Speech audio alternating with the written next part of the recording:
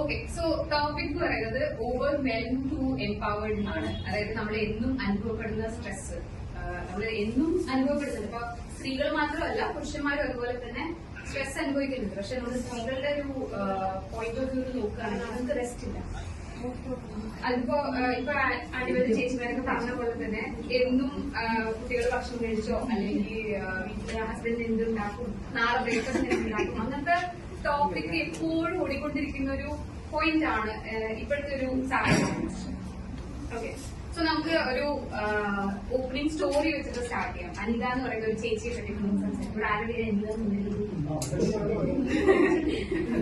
So Anitha എന്ന് പറയുന്ന ഒരു ചേച്ചി രാവിലെ 6 മണിക്ക് എണീക്കുന്നു, ബ്രേക്ക്ഫാസ്റ്റ് ഉണ്ടാക്കുന്നു, ലഞ്ച് പ്രിപ്പയർ ചെയ്യുന്നു, മക്കളെ സ്കൂളിൽ കൊണ്ടുവരുന്നു, പിന്നെ ജോലിക്ക് പോകുന്നു, ജോലിയിൽ സ്ട്രെസ് അനുഭവിക്കുന്നു, തിരിച്ച് വീട്ടിൽ വരുന്നു, കിടക്കുന്നു. പക്ഷെ അതിനു മുമ്പ് ഡിന്നർ സെർവ് ചെയ്യുന്നു, കഴിക്കുന്നു, കിടന്നുറങ്ങാൻ പോകുന്നു.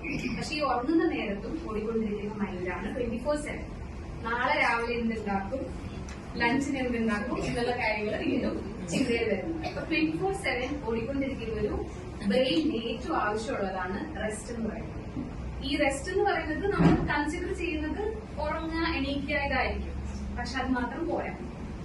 ഓക്കെ, എല്ലാരും ആരൊക്കെ അനിതയാണ് ഇവിടെ, അനിത ചേച്ചിയാണ് ഇവിടെ, അതായത് എവിടെയോ കണക്ട് ചെയ്യുന്നുണ്ട്, അനിത ചേച്ചിയുടെ ലൈഫ് തന്നെയാണ് എന്നുള്ള പറയുന്നത്. കൈ വെക്കാം.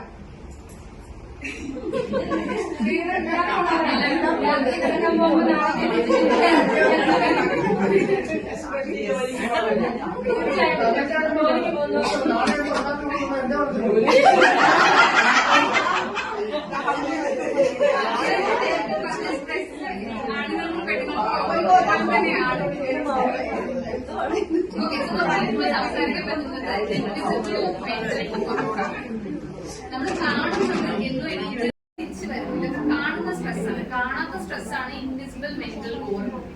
ഇത് നമ്മൾ എടുക്കുന്നത് രാത്രി കിടക്കുമ്പോഴോ അല്ലെങ്കിൽ റെസ്റ്റ് എടുക്കുന്നു എന്ന് പറയുന്ന സമയങ്ങളിൽ ചിലപ്പോൾ ചിന്തിച്ചു കൂട്ടുമായിരിക്കും ചെയ്യുന്നത്. സോ ആ ഒരു പോയിന്റിലാണ് നമ്മൾ ഇൻവിസിബിൾ മെന്റൽ ഓവർലോഡ് അനുഭവപ്പെടുന്നത്. ഓക്കെ, സോ ഇത് നമ്മുടെ ജീവിതത്തിനെ എങ്ങനെ ബാധിക്കും എന്നുള്ളത് വരുന്നത്, നമ്മൾ ചിലപ്പോ പെട്ടെന്ന് ദേഷ്യപ്പെടും, അല്ലെങ്കിൽ പെട്ടെന്ന് സങ്കടം വരും. ചെറിയൊരു കാര്യമായിരിക്കാം, ചില തമാശയായിരിക്കാം, പക്ഷെ ചിലപ്പോൾ അത് നല്ലതായിട്ട് കൊള്ളും, സങ്കടം വരും. അങ്ങനത്തെ ഒരു പോയിന്റിൽ എത്തുമ്പോഴാണ് ഈ മെന്റൽ ഓവർലോഡ് നമ്മളെ, അതായത് ഒരു സ്ട്രെസ് ബക്കറ്റ് എന്ന് കൺസിഡർ ചെയ്യുകയാണെങ്കിൽ ഇത് ഓവർഫ്ലോ ചെയ്ത് തുടങ്ങി എന്ന് പറയുന്നത്.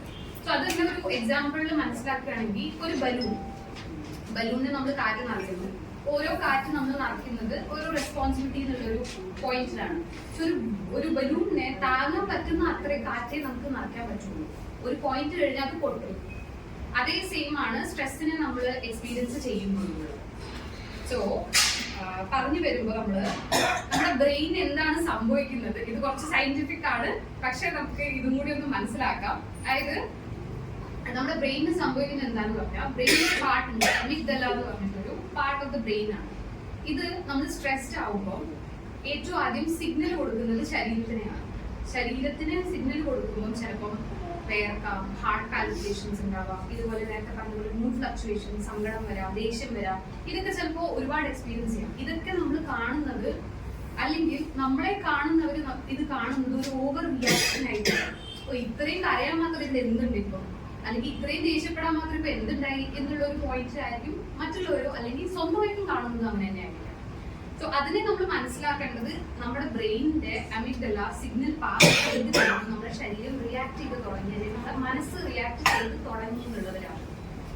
നമ്മളെ തന്നെ മനസ്സിലാക്കുക, റെസ്റ്റ് കൊടുക്കുക. റെസ്റ്റ് കൊടുക്കുന്നതെന്ന് പറയുന്നത് ചെറിയ ബ്രീതിങ് പ്രാക്ടീസ് ആയിരിക്കാം, അല്ലെങ്കിൽ കുറച്ചു നേരം ഫ്രണ്ട്സിന്റെ കൂടെ ഇരിക്കുക, അല്ലെങ്കിൽ സ്വന്തമായിട്ട് പേഴ്സണലി എന്ത് ചെയ്യാൻ ഇഷ്ടമുണ്ടോ അത് മാത്രം ചെയ്യുക. അതിപ്പോ ഒറ്റയ്ക്ക് ഒരു ചായ കുടിക്കുന്നതായിരിക്കാം, അല്ലെങ്കിൽ ഒരു വാക്കിന് പോകുന്നതായിരിക്കാം. എന്താണെങ്കിലും സ്വന്തമായിട്ട് ഇഷ്ടമുള്ളതായിട്ട് എന്ത് ചെയ്യാൻ പറ്റുമോ ബ്രെയിനിന് അല്ലെങ്കിൽ മൈൻഡിന് അത് കൊടുക്കുക ആസ് എ ഗിഫ്റ്റ്. സോ ഇന്നത്തെ വിമൻസ് ഡേ ടോപ്പിക്കിൽ നമ്മൾ മനസ്സിലാക്കേണ്ട ഒരു കാര്യം, നമുക്ക് റെസ്റ്റ് വേണം. അതായത് സ്ട്രെങ്ത് എന്ന് പറയുന്നത് എല്ലാ കാര്യവും ഒറ്റയ്ക്ക് ചെയ്യാന്നുള്ളതല്ല. ആവശ്യം വരുമ്പോൾ ഹെൽപ്പ് ചോദിക്കാം, ബ്രേക്ക് എടുക്കാം, പറ്റുന്നില്ല എന്ന് തോന്നുകയാണെങ്കിൽ ചെറിയ റെസ്റ്റ് എടുക്കുക, ഒരു നാപ്പ് എടുക്കുക, ഒരു ഗ്യാപ്പ് എടുക്കുക.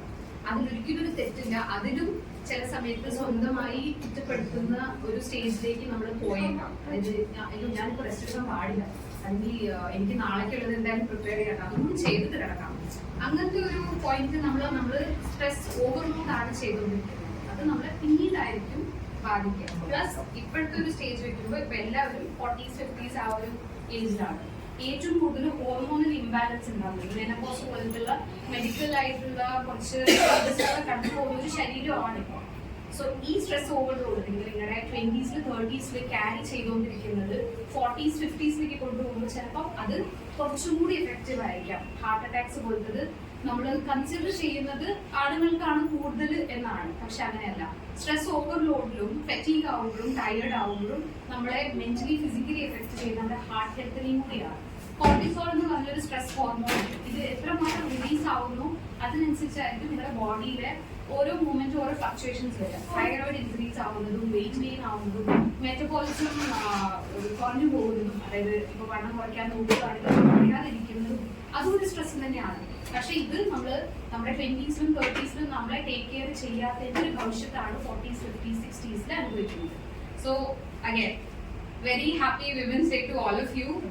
ആവശ്യം വരുന്ന അത്രയും ബ്രേക്ക് എടുക്കുക, സ്വന്തമായി സ്വന്തം കാര്യങ്ങൾ നോക്കുക, മൈൻഡ് ബോഡി അതുപോലെ തന്നെ ബാലൻസ് ചെയ്ത് കൊണ്ടുപോകാൻ നോക്കുക. റെസ്റ്റ് എപ്പൊക്കെ വേണം എന്ന് വിചാരിക്കുന്നു, അപ്പൊക്കെ റെസ്റ്റ് എടുക്കുക. അതിലൊരു തെറ്റുമില്ല. You all deserve the best.